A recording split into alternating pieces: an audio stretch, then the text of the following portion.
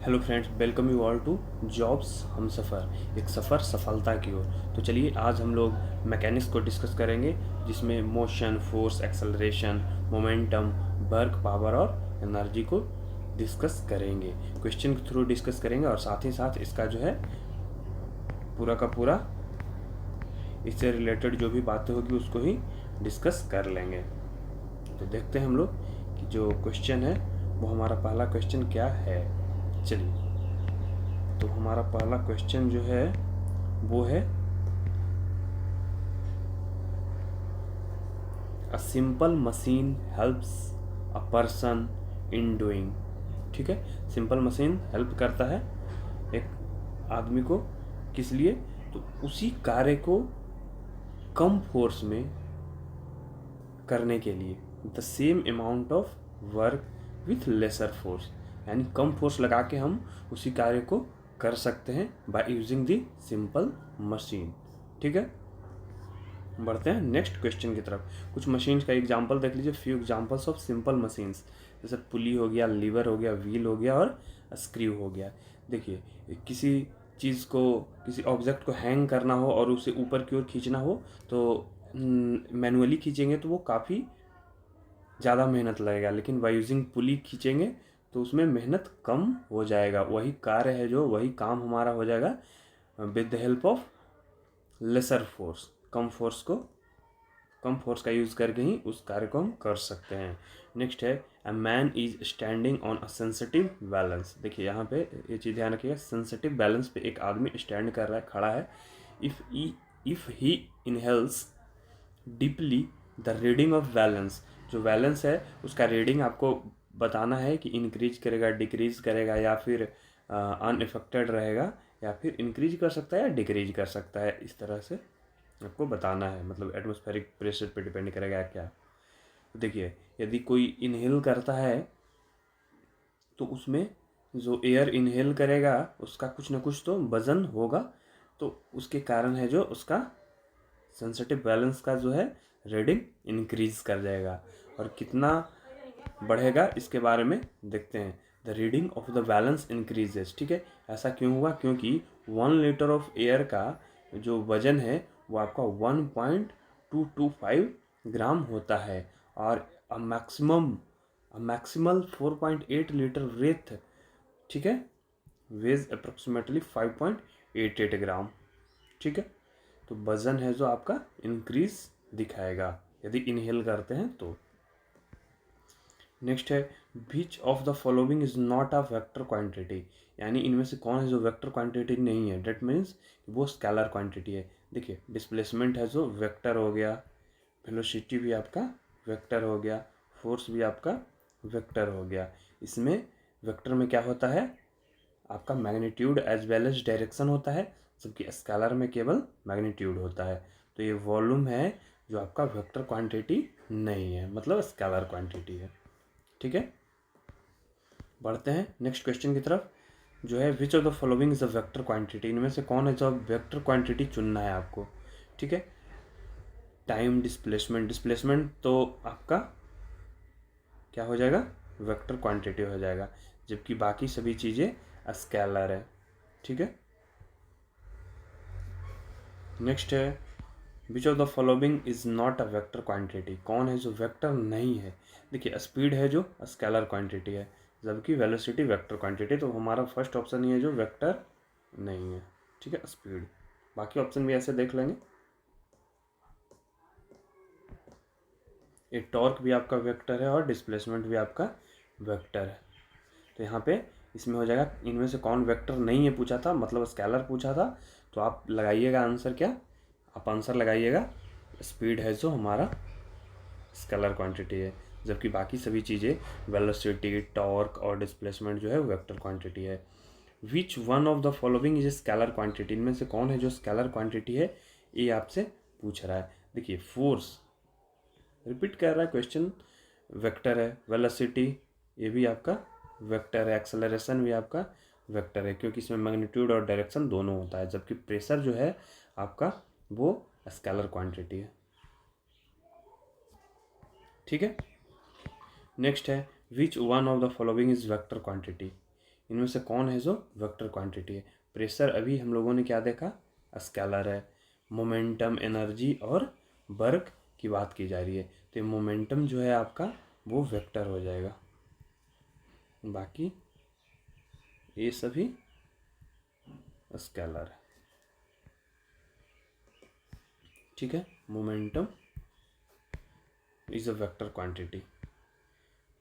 Next है, which physical quantity is represented by the ratio of momentum and velocity. देखिए, momentum और velocity को divide करते हैं। मोमेंटम हमारे ऊपर एम भी हुआ और नीचे वेलोसिटी हुआ, वेलोसिटी से वेलोसिटी कट गया, यानी रिमेंस क्या बच गया, मास बच गया। यही हमारा ऑप्शन सी करेक्ट हो जाएगा। ठीक है, नेक्स्ट है, force is a product of. Force किस चीज़ का प्रोडक्ट है? तो जो फोर्स है वो प्रोडक्ट है मास इनटू एक्सेलरेशन का। ठीक है, mass into acceleration, option B is correct. Next question देखते हैं, क्वेश्चन नंबर 10 है यहाँ पे। ठीक है, इसको डिस्कस करते हैं। If the number representing volume and surface area, ठीक है, of cube are equal, then the length of edge of cube in the term of unit measurement will be। तो ये कितना हो जाएगा आपका यहाँ आंसर 6। ठीक है, नेक्स्ट है, energy conservation means. Energy conservation का क्या मीनिंग होता है? इसका मीनिंग होता है energy can neither be created nor be destroyed, but केवल ये है जो ट्रांसफर होता है one form to another form. Option D, energy can neither be created nor destroyed. Next है, most of the source of energy we use represent stored solar energy, which one of the following is not ultimately derived from sun energy. इनमें से कौन है जो sun energy से derived नहीं है?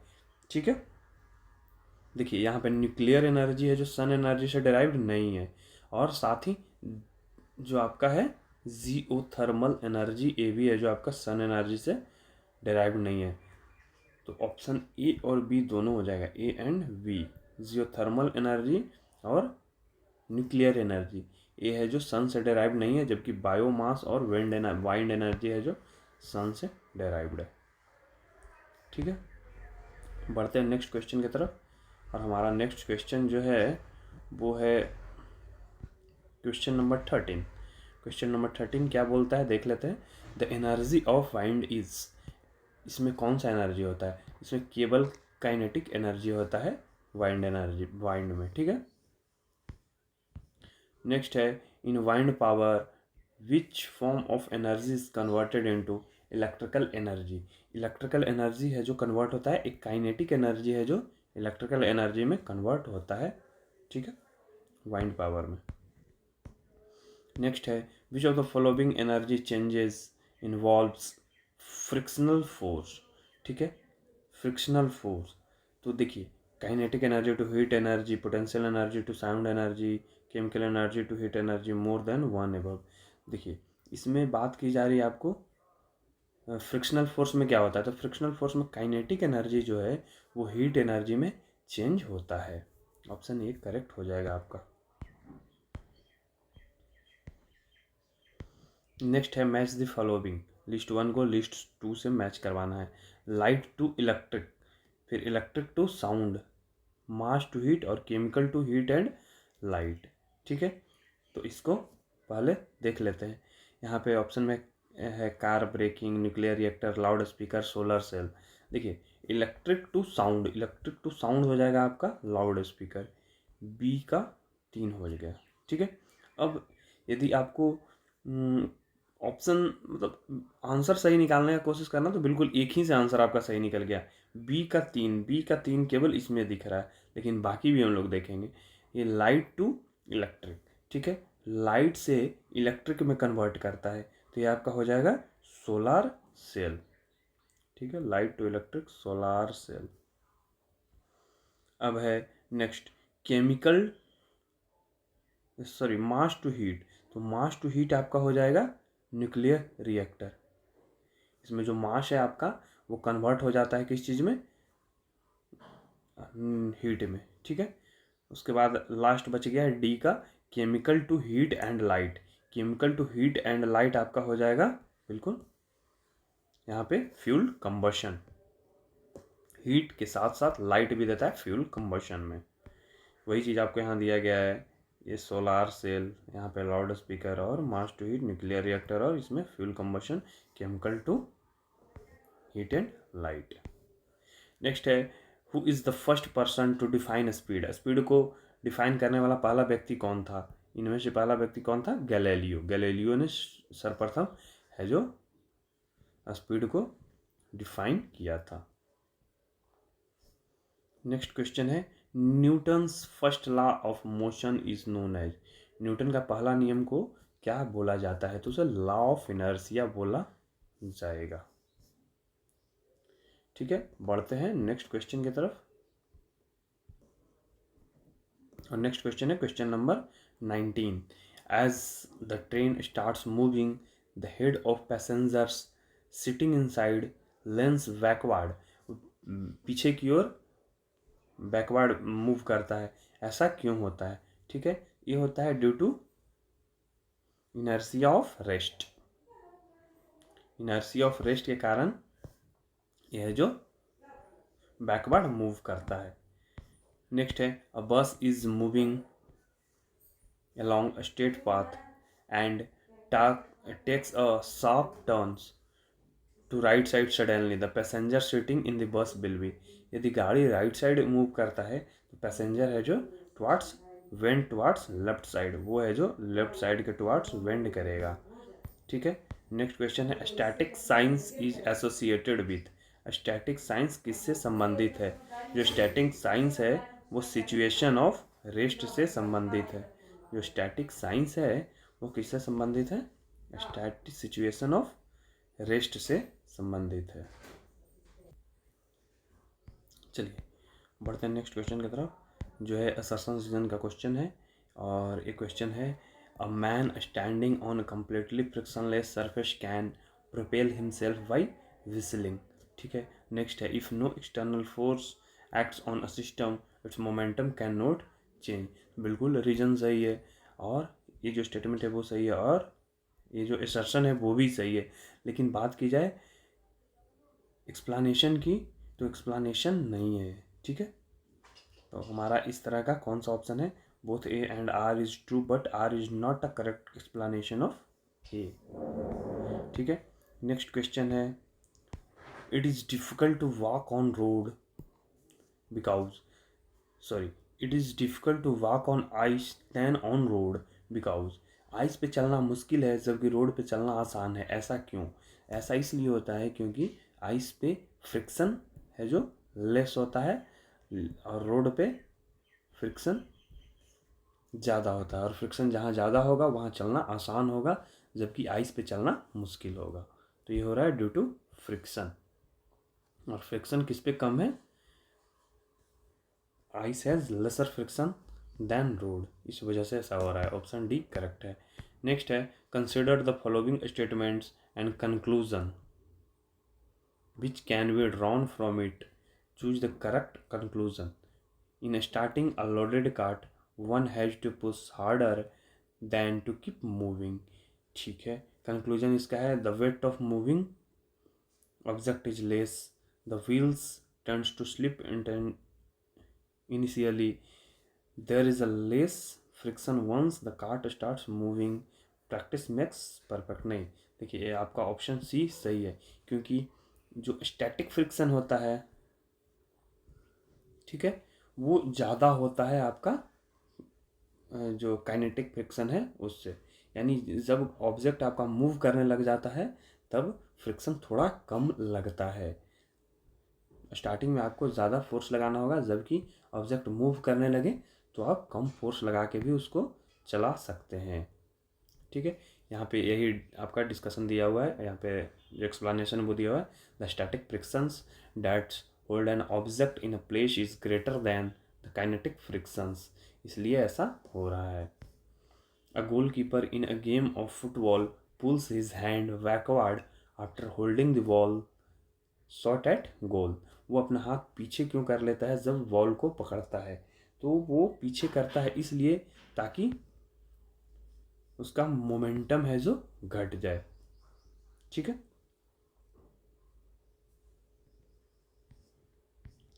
इसलिए पीछे करता है मोमेंटम को घटाने के लिए। आपका ऑप्शन ए सही होगा। नेक्स्ट है for every action there is equal and opposite reaction. ये जो लॉ है किनके द्वारा दिया गया है? तो ये न्यूटन थर्ड लॉ है। ठीक है, न्यूटन के द्वारा दिया गया है। नेक्स्ट है centripetal force is responsible to.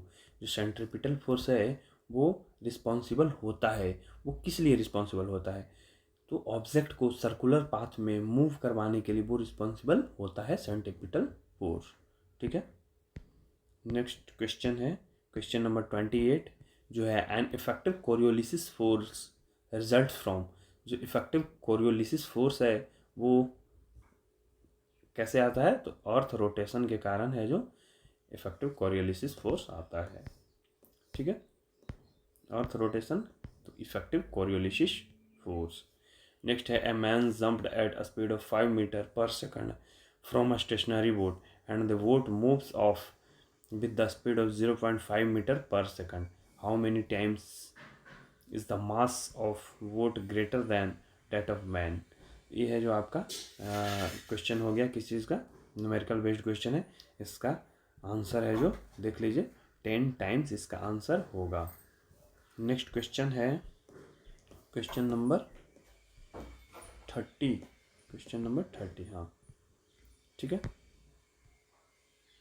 यहाँ पे उस क्वेश्चन को कैसे बनाया है? Principle of conservation of momentum से उस क्वेश्चन का बनाया और एट लास्ट उसका आंसर 10 है। ठीक है, 10 टाइम्स। नेक्स्ट क्वेश्चन है a truck, a car and a motorcycle have equal kinetic energy.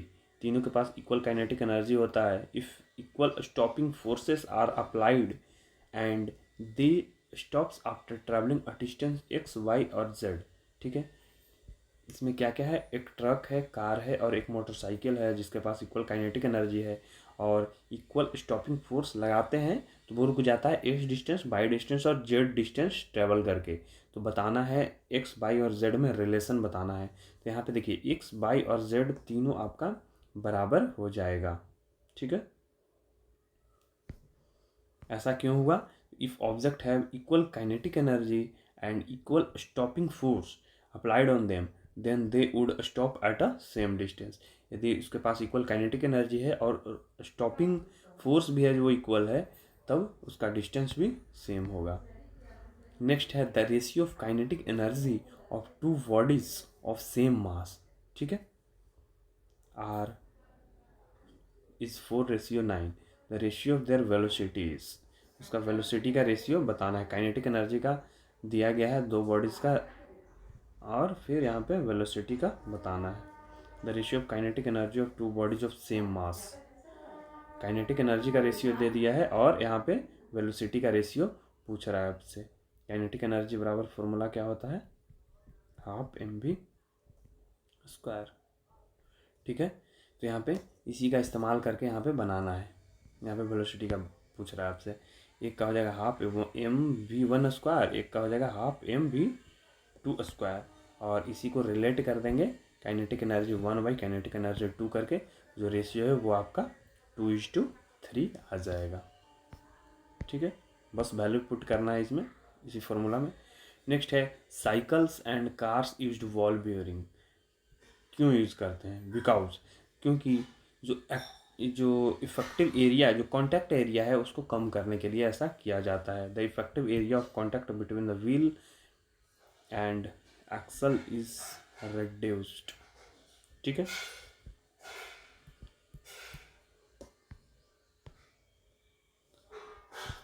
Next है ball bearing are use to convert static friction into. Ball bearing है जो स्टैटिक फ्रिक्शन को rolling friction में convert कर देता है, इसलिए वॉल बियरिंग का यूज़ किया जाता है। और साथ ही पिछले क्वेश्चन में देखा वह जो कांटेक्ट को भी कम कर देता है। A person is sitting in car which is at rest. The reaction from the road at each of the four wheels of the car is R. ठीक है. When the car runs on a straight level road, how will the reactions at either of front wheels vary? ठीक है. तो ये होगा it will be less than R. R से कम होगा.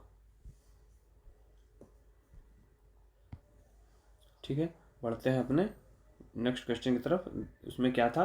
Dynamic friction of any object is proportional to adhesion reaction and less than static friction. इसलिए वो answer आपका ऑप्शन बी करेक्ट था.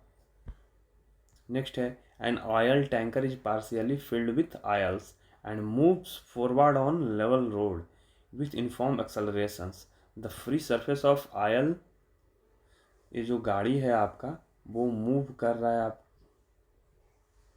ठीक है. तो इसके अंदर जो लेवल होगा ऑयल का वो आपको पूछ रहा है कि उसका लेवल कैसा होगा. ठीक है. इस तरह का होगा या फिर ऐसा कुछ होगा या फिर ऐसा कुछ होगा. ये लेवल आपसे पूछ रहा है. ठीक है. ये जो लेवल है वो इंक्लाइंड होगा to the horizontal with larger depth at the rear end. यानी ऑप्शन सी करेक्ट हो जाएगा. नेक्स्ट है कंसिडर द फॉलोइंग स्टेटमेंट. ये स्टेटमेंट को देखना है. A four wheel vehicles moving in a sharp circular path. ठीक है. Sharp circular path at high speed will overturn about its outer wheels. ठीक है. ये तो सही है. Overturn about its inner wheels, ये सही नहीं है. आउटर व्हील्स की ओर होगा. स्किड्स आउटवर्ड, ये भी सही है आपका. स्किड्स इनवर्ड नहीं. तो 1 और 3 सही है. 1 और 3 ऑप्शन ए में दिख रहा है.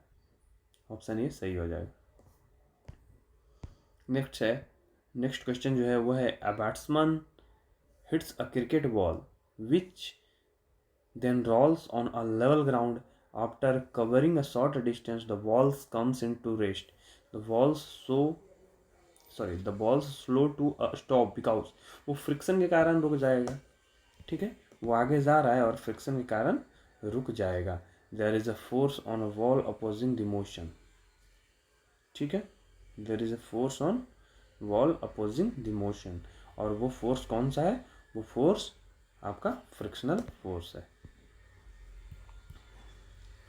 नेक्स्ट है what is the correct equation for finding the acceleration. Acceleration निकालना है तो कौन सा हो जाएगा आपका? A v minus U by T. ठीक है. क्योंकि v बराबर u प्लस ए टी होता है. v माइनस यू बराबर ए टी और यहाँ से v minus U by T बराबर ए. तो ये हो गया आपका ऑप्शन ए करेक्ट हो जाएगा. जहाँ पे u इनिशियल वेलोसिटी है, a एक्सेलरेशन है, t टाइम है और v फाइनल वेलोसिटी पर पार्टिकल है. नेक्स्ट है the working principle of washing machine. ये जो वॉशिंग मशीन होता है उसका वर्किंग प्रिंसिपल क्या है? तो उसका वर्किंग प्रिंसिपल है सेंट्रीफ्यूगेशन. जो वॉशिंग मशीन है वो सेंट्रीफ्यूगेशन पे काम करता है. देखिए इक्वेशन रिपीट कितने बार हुए. नेक्स्ट है the separation of cream from milk by churning is due to. किसके कारण होता है? ड्यू टू सेंट्रीफ्यूगल फोर्स के द्वारा. नेक्स्ट, यही हमारा लास्ट क्वेश्चन था इस मैकेनिक्स का. ठीक है. हम लोगों ने इसमें 40 क्वेश्चन डिस्कस किया. ठीक है. इससे पहले ये हमारा तीसरा वीडियो था. इससे पहले हम लोगों ने जो स्टार्टिंग में यूनिट एंड डायमेंशन का कवर किया, सेकंड नंबर में इंस्ट्रूमेंट जो है मेजरिंग इंस्ट्रूमेंट उसका कवर किया और तीसरा में मैकेनिक्स का क्वेश्चन को कवर किया. 3 वीडियो ऑलरेडी हो गए हैं आप लोग को पढ़ने के लिए. जबकि जो 4th वीडियो है वो आएंगे मोशन अंडर ग्रेविटी पे, यानी ग्रेविटेशन का क्वेश्चन इसमें डिस्कस किया जाएगा जो 4th वीडियो आएगा उसमें. ठीक है. तो इसी तरह से ये सीरीज आपका जल्द से जल्द कंप्लीट हो जाएगा। इसका प्लेलिस्ट बना हुआ है, वहाँ से आप पूरे का पूरा वीडियो एक साथ देख सकते हैं। मिलते हैं नेक्स्ट वीडियो में। जय हिंद।